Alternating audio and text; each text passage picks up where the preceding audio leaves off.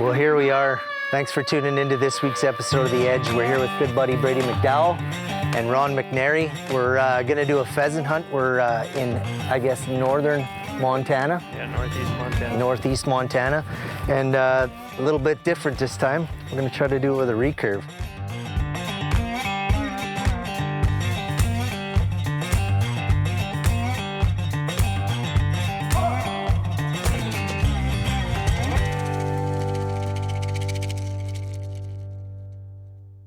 I got my Lucky John Foyer racing shirt on today.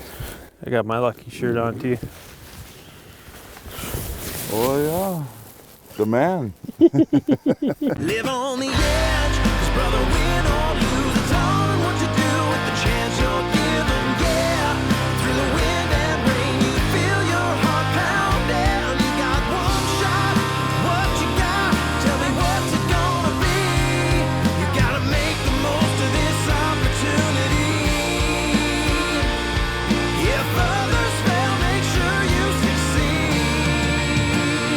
On the edge. The Edge is sponsored by Seek Thermal, Prime Archery, Cabela's, Hornady, Vortex, High Mountain Seasonings, Browning, G5 Outdoors, Stealth Cam, Grizz Targets, Hawk, Jim Bowes Archery, Driving Force, The Enforcer, Plano Field Locker, On the Money, and Outdoor Edge, makers of the sharpest, strongest replacement blade knives. This is Steve. Yeah, hang on, I'm just parking. Sorry. Who have I got here? Oh, Brady, how's it going? Well, hey, what about me coming down there and doing this, and then on the tail end of it, we do a couple of days of hunting? No, that's not the only thing I think about, but hey, 'tis the season, right? Pheasants, really? So what's going on here? We got a We got a leak on this fitting, and we need to go ahead and tear gate the- valve, right? Yeah, Okay. something in the gate. It's just not. We can't get anything to seal off. I've been with this company, Canalta Flow Measurement, now for 21 years. It's a family-owned and operated company, and I'm really blessed to be employed with a group of people like this. Daryl Clark, the owner, you know, I owe him a ton. Funny story, I'm not even sure if they actually hired me 21 years ago. I just started showing up with work boots and pushing a broom, but you know, here we are 21 years later, and things are fantastic. I mean, the work/hunting trips, I'm trying to conveniently work in there as much as I can for this opportunity to come down here and help a good friend of mine, and then be able to hunt the back end of it. You know, for me, that's fantastic. And really, honestly, it's fantastic for Canalta too, because I think in this game, in the game that we're in here in the oil and gas industry, it's super important not only to have clients. Anybody can have clients. I'm looking for more of a personal relationship with these people because it makes me work harder for them. Another quality Jet Specialties package right here. Big shout out to the boys at Jet down in Corpus. Bingo, solid as a rock. Canalta is much more than just a place of employment for me. It's my family.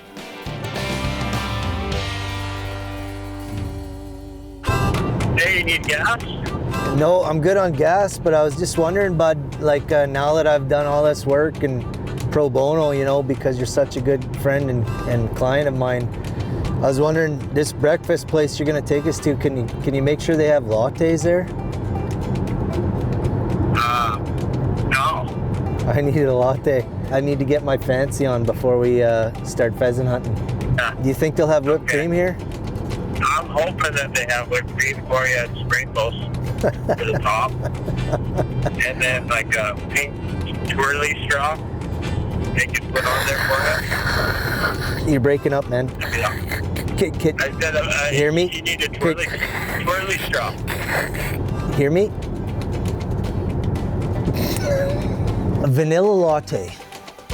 Skinny.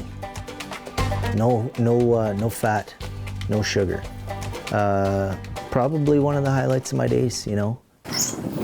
Brady! What's going on, man? How you doing, Made brother? it, huh? How was the trip? Long drive, man. Yeah. Like, yeah, like crazy long drive. We get out there behind Brady's place, and I brought little kids' basketballs and footballs and a couple of frisbees and anything that I thought we could throw in the air and I can shoot at with this recurve. I'll tell you what, when I connected on that first ball, I felt like I was 6 years old again. If you needed to measure it up against something, it'd probably like shooting a 185-inch whitetail. I mean, to get one of these pheasants with a bow in the air. So when I hit the ball, it just kind of clicked, and I thought, yeah, you know what? I can do this. This segment brought to you by Jim Bow's Archery. All right, well, we're here in Northeast Montana. This time we're trying pheasants with the recurve. Got Ron and Brady with us, and Molly running point, so should be interesting. First time for me, so keep your fingers crossed.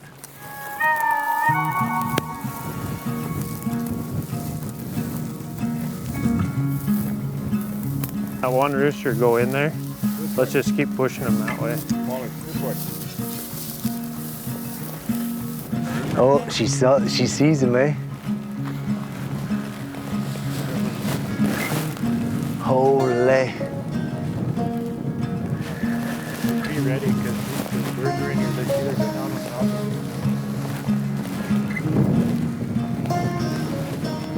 The anticipation for that first big rooster is, it's pretty intense feeling. Hand. They're running in front of her. I see them going through there. Coming here to do this pheasant hunt, I just thought what a challenge that would be. I'm a bowman, yes. Traditional bow, recurve, no, I am not. I'm a compound guy, and I just thought with the theory that I have in my head and really the way that I shoot my compound bow, a lot of it's instinctively. I really believe that it's an extension of my arm and I can just reach out and grab something. And I thought maybe I could tie that in even more so with the recurve bow. What I did not anticipate is how fast these pheasants are. And I knew it was gonna be difficult, but just didn't have really an idea how difficult that might be. Right towards it? And Whew. They are fast. you know, we chased them around for 2 days, 3 days, you know, so they're gonna be a little jumpy. It's just we're gonna have to basically bottleneck them. One of the big reasons why I wanted to come and do this here is because these guys do it all the time. I mean, they're very proficient pheasant hunters. They have the best dogs. You know, Molly is really kind of, it's amazing to watch her work. I mean, you see her get the scent, she's got her nose up in the air and she's going around and she just zones in, she locks in, you know. Whoa, Molly. I knew Brady had the birds. I mean, his ranch here in northeastern Montana holds hundreds, if not thousands, I guess, of birds. And we saw that on the first night. I mean, there was birds everywhere. Oh, you son of a... There goes another rooster right there. They're in the grass. Get ready, just stay ready. There's like 6 of them in here. Molly, whoa. You know, I'm trying to learn the dogs too and figure out how they work, and all of a sudden, you know, she gets birdie and I can tell she's getting birdie, and all of a sudden I walk up there and this pheasant busts, and I didn't know whether to shoot or crap my pants. I mean, this thing was fast.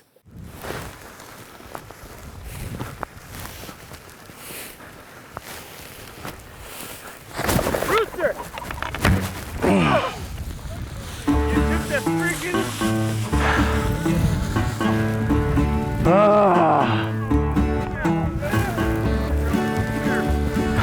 He's already going sideways. She's good. She's on one. That first creek and that first jaunt we did was amazing. I mean, there was birds everywhere. We were seeing birds in the distance. There was, you know, birds were getting up right in front of us. And I probably had about 6 decent chances that night. And surprisingly enough, I surprised myself. I was coming real close to the point where I think I might even got tail feathers on one. Hand. Rooster! Ooh, right below him. Just be ready. Oh!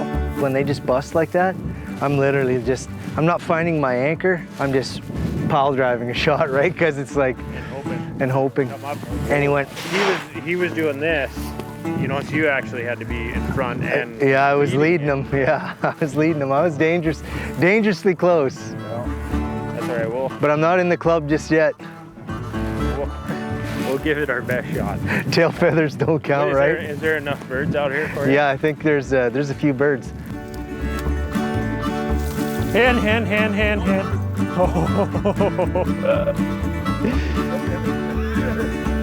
Oh. Nope.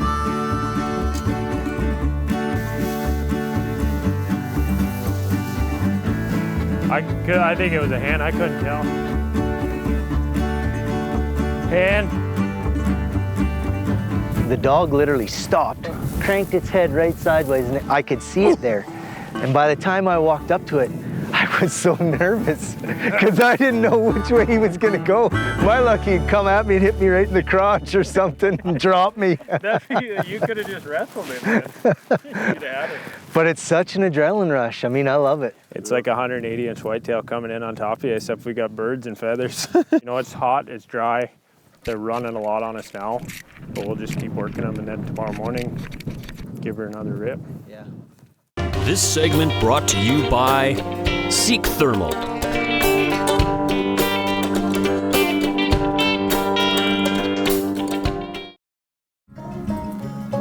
Well, we're in northeast Montana, continuation of the pheasant hunt.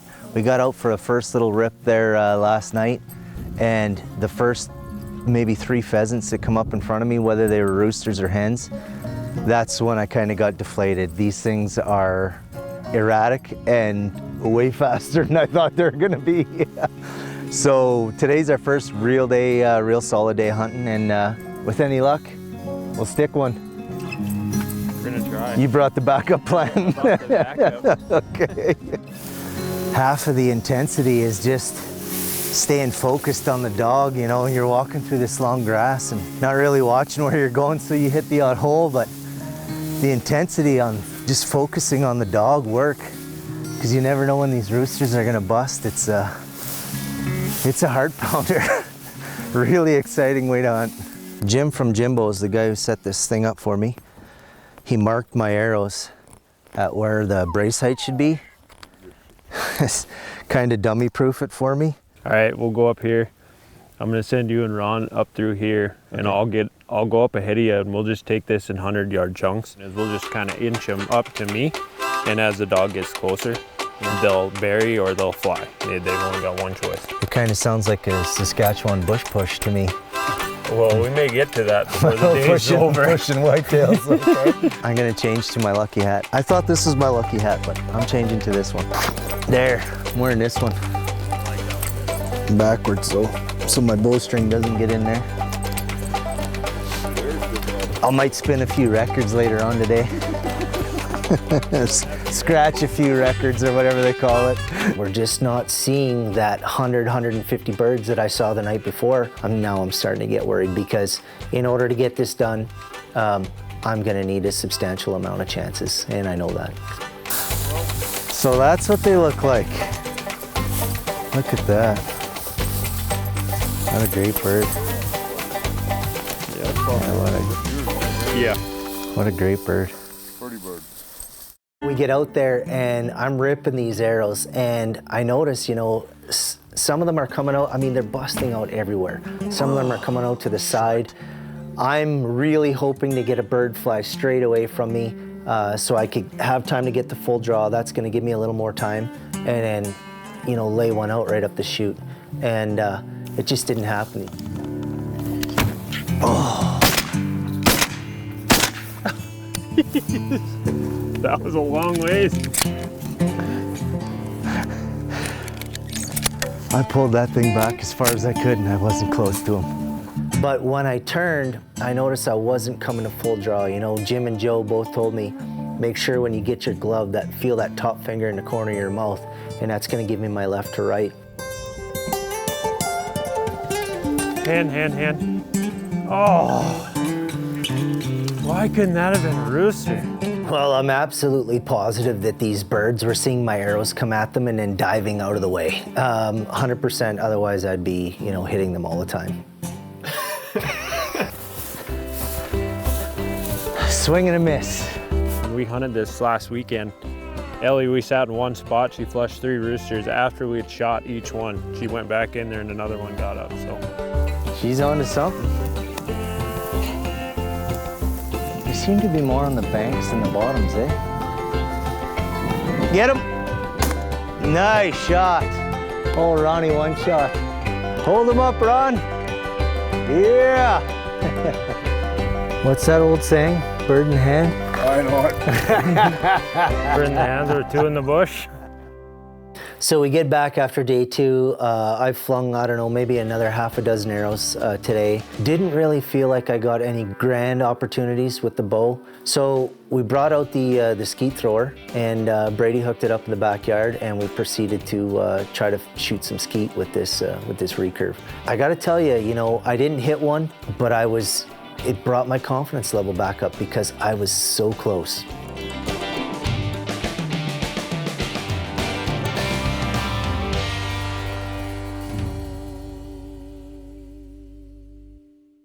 This segment brought to you by Stealth Camp.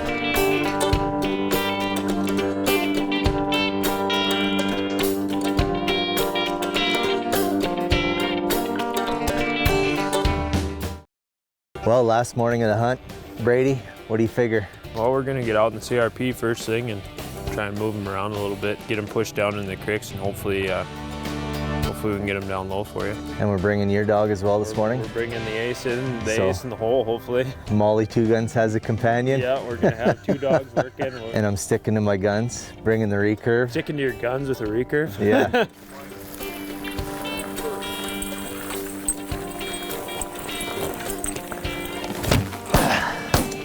Well, it's down, but not by arrow. Nice shot, Ron. Fetch him up. Look at how long his tail feathers are. Yeah. That's a See beauty the bird. spurs on him? Matt, that's a old mature bird there. Oh, they're sharp too, eh? Oh yeah. And Yeah. Where's he at? main goal for the trip for me was to get a bird shot in the air with the recurve. You know, I made a few comments when I first got here that I'd rather miss in the air with that recurve than have to take out the gun. I just watched everybody having so much fun, and I was just like, there's no way I'm coming to Montana and not coming home with a rooster of my own. It's last day. We're gonna bring out the Browning Satori here and give it a little bit of a whirl. At least enough to say maybe I could get one on the ground, one of these wild pheasants. The boys have been doing all right. The archery, not so much. Let's see how handy you are with a boomstick. Oh, I never miss, right? Ooh, it's on camera now. You know, I boasted about never missing, and you know, I'm glad I did on camera because that's 100% accurate. I hit everything I shoot at. Whoa. Hand.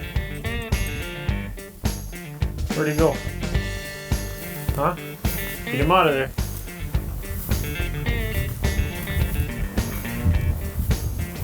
This is just like a Saskatchewan push. Look at all the roosters going out right here. We get up in there and the dogs start going birdie again. And I mean, when I say birdie, I mean, Ellie's tail is, 90 mile an hour. Molly's running around and you can see her just bam, hammer on the brakes and point, and all of a sudden these roosters start busting on us. Another one!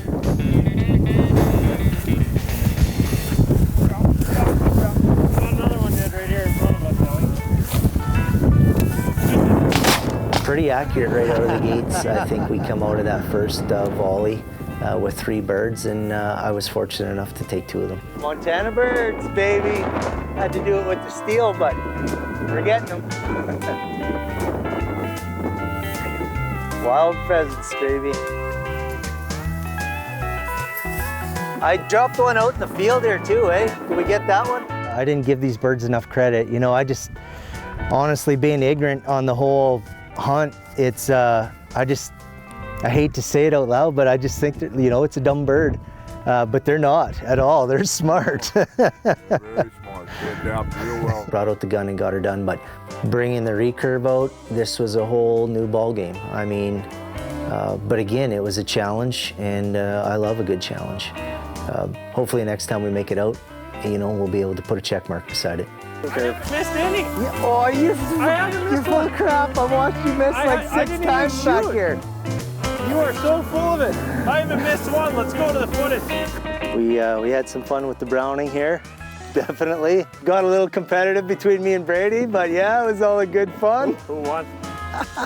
Answer me that. I'm still at your house, so I'll tell you. Yeah. When I leave tomorrow, I'll tell everyone it's it was me. Edge is sponsored by Seek Thermal, Prime Archery, Cabela's, Hornady, Vortex, High Mountain Seasonings, Browning, G5 Outdoors, Stealth Cam, Grizz Targets, Hawk, Jim Bo's Archery, Driving Force, The Enforcer, Plano Field Locker, On the Money, and Outdoor Edge, makers of the sharpest, strongest replacement blade knives. You got her done up. How about that? Oh man, that is awesome. You know, I have a pretty crazy games room, I guess, at the house. My wife, bless her heart, goes along with all of it. So I never thought I would ever mount a fish, and here we are. We're going home from northeastern Montana with a huge walleye mount. She's going to be thrilled.